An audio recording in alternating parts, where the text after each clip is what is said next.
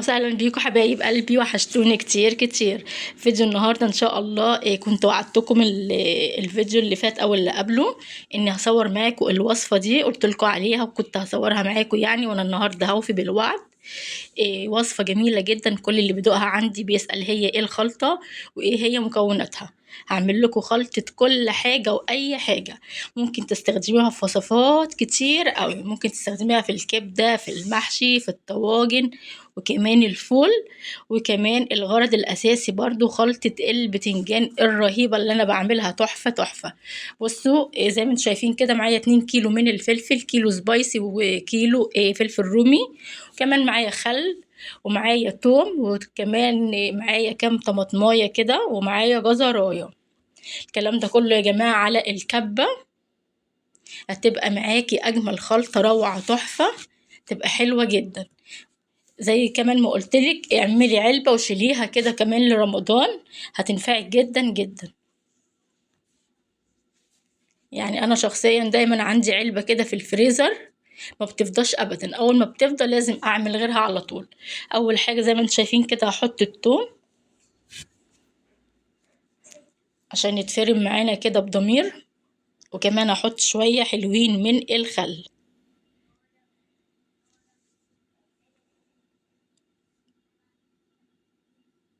انا طبعا مبدئيا كده الفلفل ده يا جماعه انا غسلاه وقطعاه كده بالنص، وشايله طبعا منه البذر، ومظبطاه قبل ما ابدا التصوير علشان ما ناخدش مع بعض وقت طويل. هبدا اضرب بقى كده الخل مع الثوم. هنبدا بقى ننزل بالفلفل اللي معانا كده، مش هياخد وقت كتير في التحضير.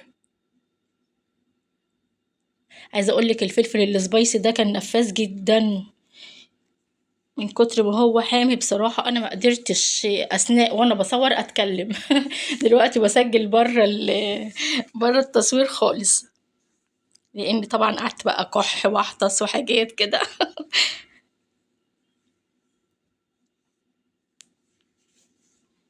زي ما انتوا شايفين كده بحط الفلفل وكمان الجزر ده برضو هيبقى حلو جدا جدا، وهيديها ريحة جميلة، وهيديها تسكيرة كده حلوة قوي. عايزة تزودي طبعا فلفل أحمر، أوكي حطيله. بس هنا طبعا الطماطم يعني هتقوم بالواجب، وهتخلي الوصفة معانا برضو حمراء. والطماطم على فكرة لما بتعملي خلطة للبتنجان، الطماطم نفسها بتخلي قلب البتنجان من جوه أحمر ولونه حلو جدا.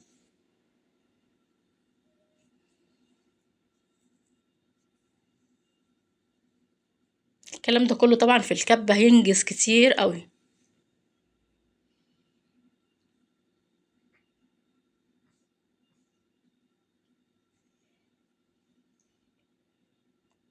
معلش هو الضرب بس هياخد وقت شوية، لأن طبعا أنا عندي كمية كبيرة يعني مش صغيرة، وكمان هنا حطيت ملح. اظبطي بقى الملح على ذوقك انتي، بس ما تحطيش ملح كتير على أساس لما تستخدمي الخلطة دي في أي وصفة ما تكونش مالحة قوي يعني حاولي بقدر الإمكان كده يكون الملح بتاعها يكون مظبوط، أو كمان أقل من المظبوط.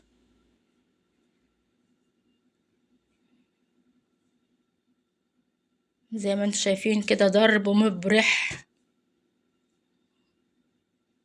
هنا قفلت عليه، هجيب بولة طبعا يعني هاخد الكمية دي كلها اللي أنا ضربتها، لأن طبعا يعني المكونات اللي قدامي كلها دي كتيرة قوي على الكبة، رغم ان الكبة بتاعتي كبيرة، بس كمان علشان يتضرب كويس قوي. حطي كام واحدة كده، وكمان الطماطم لما بتحطيها بتخلي الكبة تمشي معاكي، علشان طبعا فيها نسبة مية، فبتسهل عملية ضرب الفلفل كده. انا هعملهم على مرتين بس يعني مش اكتر.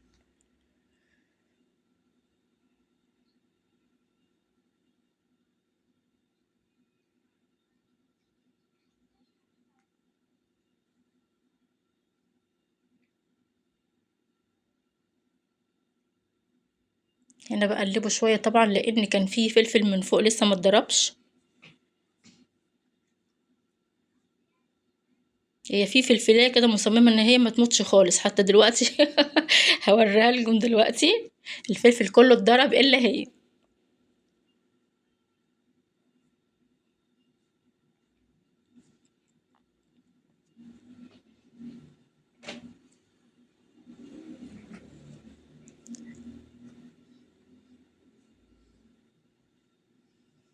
ايوه كده خلاص. نبدأ نشيل الكمية اللي في الكبة.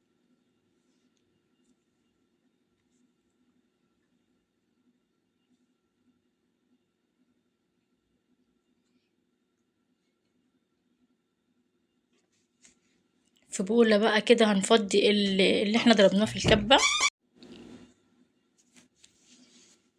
نوسع بس كده لنفسنا قبل طبعا ما نحط الخلطة اللي معانا في البولة. ايوه بالشكل ده. بصي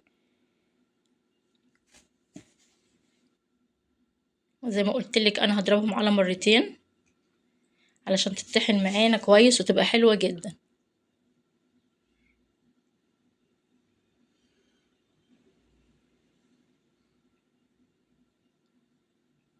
هنا بقى نحط الكبة. انا على فكرة سبت جزء برضو في الكبة لان الخلطة دي اللي فيها كمية التوم، فانا سبت جزء في الكبة على اساس يبقى ايه كله مع بعض فيه توم، رغم ان انا في الاخر يعني هقلبه، بس علشان كل الخلطة كلها تبقى فيها توم.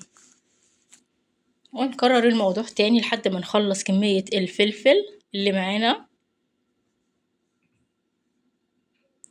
عايزة اقولك ريحتها فظيعة فظيعة بجد. مش حابة تعمليها سبايسي على فكرة بلاش، يعني ما تعملهاش سبايسي، بس هي السبايسي اطعم بكتير جدا. هي الوصفة هتاخدي بس معلقة صغيرة منها كده في اي وصفة، يعني مش هتاخدي منها كتير، فهتطعم لك الاكل وكمان هتديها ريحة روعة زي ما قلتلك. كبدة، محشي، طواجن، فول، بتنجان، الكلام ده كله حاجات كتير قوي على فكرة. يعني الخلطة دي بتدخل فيها، مش بتنجان بس لا خالص.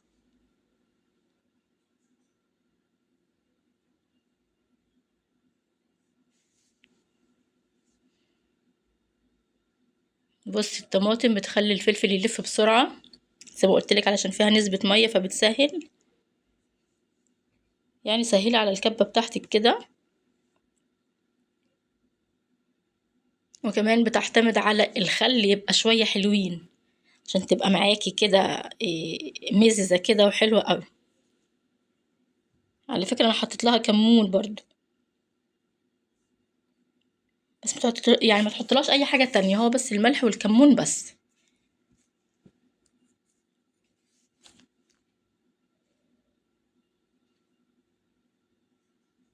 اما تيجي تستخدميها بقى في البتنجان حط لها ليمون. وكمان هظبط الملح ده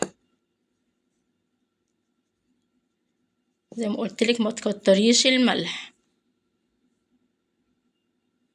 كمان هنا معايا نص معلقة من الكمون، حطيت نص معلقة في الخلطة اللي اتضربت دي، وكمان نص معلقة تانية، يعني معلقة كمون حلوة كده في الكمية اللي انا عملتها دي، وشوية خل حلوين برضو زي ما قلت لك.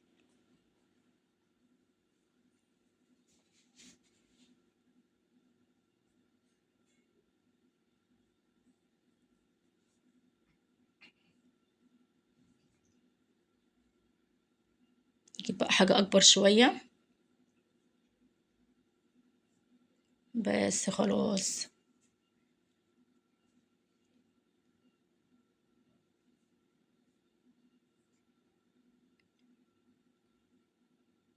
بص لو تلاحظوا ان اللي في الكبة سايلة شوية لان طبعا كترت الخل اللي فيها، لان الاتنين هخلطهم دلوقتي على بعض وهقلبهم كمان.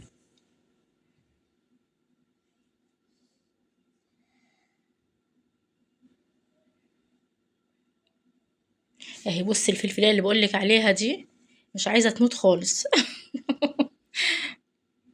يلا ملهاش نصيب عمرها طويل.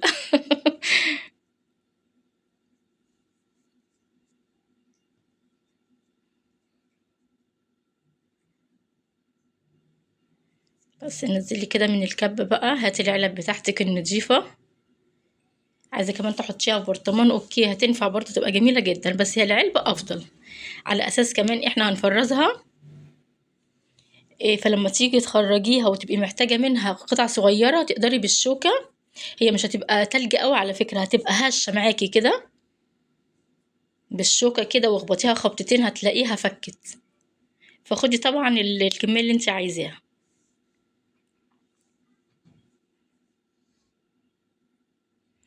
كمان على السلطة ممكن تحطي معلقة برضه هتبقى حلوة قوي.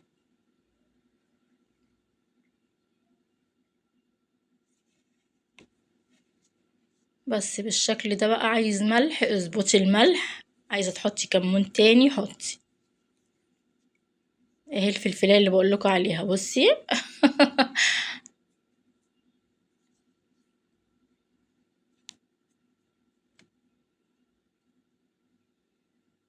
يعني بصي 2 كيلو فلفل اتضربوا الا الفلفلاية دي.